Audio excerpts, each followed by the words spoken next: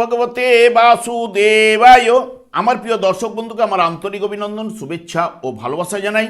আমি আশা করি অনাদির আদি গোবিন্দের অশেষ করুণায় আপনারা সকলেই কুশলে আছেন। আজ আপনাদের কাছে যে বিষয়টি নিয়ে আলোচনা করতে চলেছি, কুমার মঙ্গলের সঞ্চার কুম্ভ রাশিতে প্রবেশ 23শে ফেব্রুয়ারি 2026 থেকে 2 এপ্রিল 2026 পর্যন্ত কুম্ভ রাশিতে অবস্থান করবে এবং রাহু এর আগে থেকেই এই কুম্ভ রাশিতে অবস্থান করছিল। মঙ্গলের সংযোগে অঙ্গারক যোগের সৃষ্টি হবে। তাই মীন রাশি বা মীন লগ্নের জাতক জাতিকারা আপনারা কেমন ফল পেতে চলেছেন তা আমি আচার্য কমল শাস্ত্রী আপনাদের কাছে এই ভিডিওতে বিস্তারিতভাবে আলোচনা করব। দেখুন, যেহেতু মীন রাশি বা মীন লগ্নের জাতক জাতিকাদের ক্ষেত্রে দ্বাদশভাবে এই মঙ্গল রাহুর সংযোগ ঘটলেও এইটি রাশিচক্রের একাদশভাবে এই সংযোগ ঘটবে, যেটি একাদশ ভাব থেকে যারা সাধারণত আমরা অভীষ্ট পূরণের ভাব বলে থাকি, কৃতকার্যতার ভাব বলে থাকি, এবং আপনাদের রাশি বা লগ্ন সাপেক্ষে দ্বাদশভাবে রাহুর অবস্থান। রাহু এমনিতেই বায়ুকারক গ্রহ, বায়ু রাশিতে অবস্থান করবে এবং যেহেতু শনিদেবের ঘরে অবস্থান করছে, শনিদেবকে রিপ্রেজেন্ট করার জন্য শনিদেবের হয়তো ফল প্রদান করবে। এবং তার আগে ঠিক রাহু এখানে যে আগে থেকে রবি, বুধ, শুক্র এবং মঙ্গলের সংযোগ ঘটছে রাহুর সঙ্গে, এদের যুক্ত অবস্থায় কিন্তু ফল কিন্তু প্রদান করবে আগে, তারপরে রাশিপতির ফল প্রদান করবে। মঙ্গলও ঠিক 23শে ফেব্রুয়ারি যখনই প্রবেশ করবে 3টি নক্ষত্রের মাধ্যমে কুম্ভ রাশিটি অতিক্রান্ত করবে, যেটি আপনাদের ক্ষেত্রে ধনিষ্ঠা নক্ষত্রে যেটি নিয়ে আসতে পারে খুব পরিশ্রম আপনাকে করতেই হবে এবং তেজি প্রকৃতির হবেন এবং বিষয় সম্পত্তি লাভের জায়গাও কিন্তু প্রদান করতে পারে।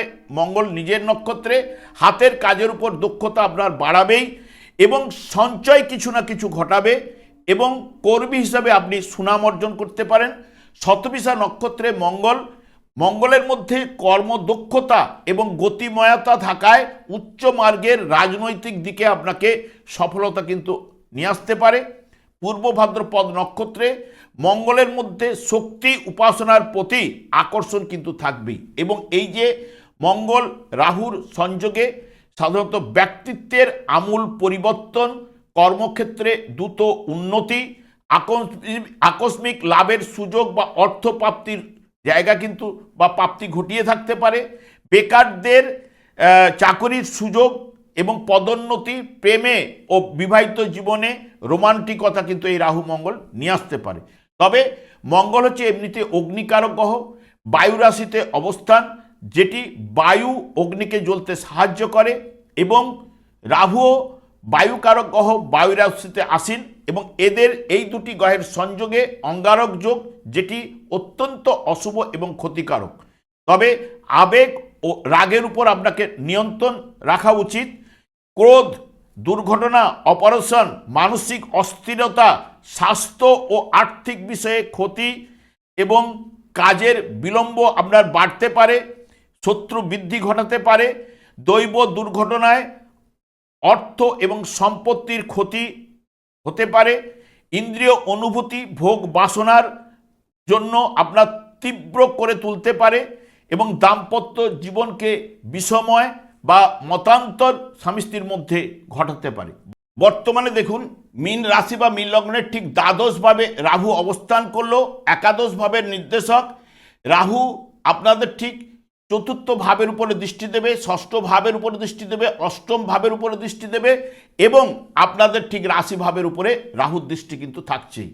এবং মঙ্গল আপনাদের দ্বাদশভাবে অবস্থান করলো, অর্থপতি এবং ভাগ্যপতি গ্রহ, এবং তার সঙ্গে সঙ্গে তৃতীয় ভাবের উপরে দৃষ্টি দেবে, ষষ্ঠ এবং সপ্তম ভাবের উপরে মঙ্গলের দৃষ্টি থাকবে। দ্বাদশ ভাব সাধারণত আমরা ব্যয় ভাব, বিদেশ ভাব বলে থাকি।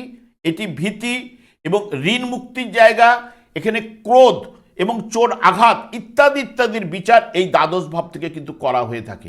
এই যে রাহু মঙ্গলের যোগে, মানে এই যোগের ফলে আপনার খরচ বহুগুণ বেড়ে যেতে পারে বা বিলাস বহুল দ্রব্য বা অপ্রয়োজনীয় কাজে অর্থ অপচয় সম্ভাবনা কিন্তু থাকছেই। বিদেশ ভ্রমণের সুযোগ আপনাদের আসতে পারে। যারা বিশেষ করে আমদানি এবং রপ্তানি ব্যবসা করেন তাদের লাভজনক এই সময়টা হতে পারে, তবে আর্থিক লেনদেনে আপনাকে সতর্কতা অবলম্বন করতে হবে। আপনার উপর মানসিক চাপ কিছু না কিছু বাড়বে এবং গোপন শত্রুতা এবং অহেতুক দুশ্চিন্তা আপনাকে বিচলিত করতে পারে। পারিবারিক ক্ষেত্রে ভুল বুঝাবুঝি এবং ভাই বোনের সঙ্গে মতান্তর কিছু না কিছু ঘটার সম্ভাবনা থাকবেই। স্বাস্থ্য বিষয়ে আপনাকে যত্নবান হতে হবে, বিশেষ করে রক্তচাপ সংক্রান্ত জনিতে যারা ভুগছে এবং আগুন চোখের সমস্যা, এই বিষয়ে আপনাকে সতর্কতা অবলম্বন করতে হবে। এই সময়কালে আপনার মেজাজ কিন্তু খিটখিটে হতে পারে, তাই চটজলদি যে কোনো সিদ্ধান্ত না নেওয়াই কিন্তু আপনার পক্ষে ভালো।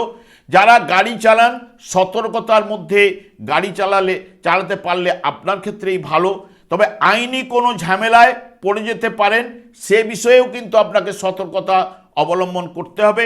তবে অহেতুক রাগ ও জেদ বেড়ে যেতে পারে, সতর্ক হয়ে চলতে অতি অবশ্যই কিন্তু হবে।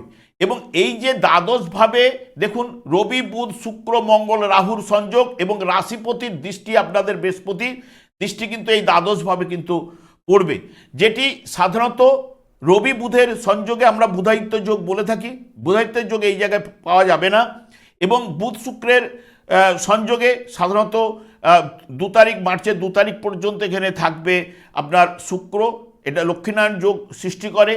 এবং মঙ্গল রাহু তো অঙ্গারক যোগ বা মঙ্গল রবিতে সাধারণত মঙ্গল আদিত্য যোগ এবং রবি রাহুর সংযোগে সাধারণত গহন যোগ। এই যে এতগুলো যোগের সৃষ্টি, যোগ মানে কি হচ্ছে আপনার এই জায়গার মধ্যে একটা বিভিন্ন গ্রহের আলাদা আলাদা শক্তি রয়েছে, সেই শক্তিগুলো একত্রিত হয়ে যদি কোনো ফল প্রদান করে থাকে সেটি অনেকের ক্ষেত্রে অশুভ নিয়ে আসতে পারে, অনেকের ক্ষেত্রে শুভ কিছু না কিছু দিতে পারে। তবে যার জন্মকালীন এরকম মঙ্গল এবং রাহুর যদি একই রাশিতে অবস্থান করে থাকে বা মঙ্গলের ঠিক সপ্তমে রাহু ছিল বা রাহুর সপ্তমে মঙ্গল অবস্থান করছিল, যদি জন্মকালীন দুর্বল পীড়িত থাকলে তাদের এই যোগটি কিন্তু অশুভ প্রভাব বিস্তার কিন্তু ঘটবেই। এই যে এতগুলো গ্রহের সংযোগ, আলাদা আলাদা শক্তি এই জায়গায় কিন্তু দেখা দেবেই। সেই কারণে অনেকের ক্ষেত্রে অশুভ প্রভাব কিন্তু পড়তে পারে। আপনারা এই সময়কালীন যতটা পারবেন সতর্কতা অবলম্বন করতে পারলে আপনাদেরই ভালো।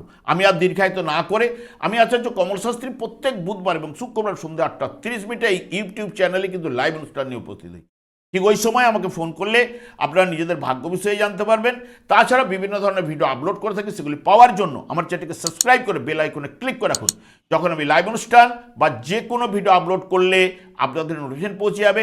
আমি অনাদি গোবিন্দের কাছে প্রার্থনা করি আপনারা ভালো থাকুন, সুস্থ থাকুন, আনন্দে থাকুন। আজ এই পর্যন্ত, পরে ভিডিও দেখা হচ্ছে। নমস্কার।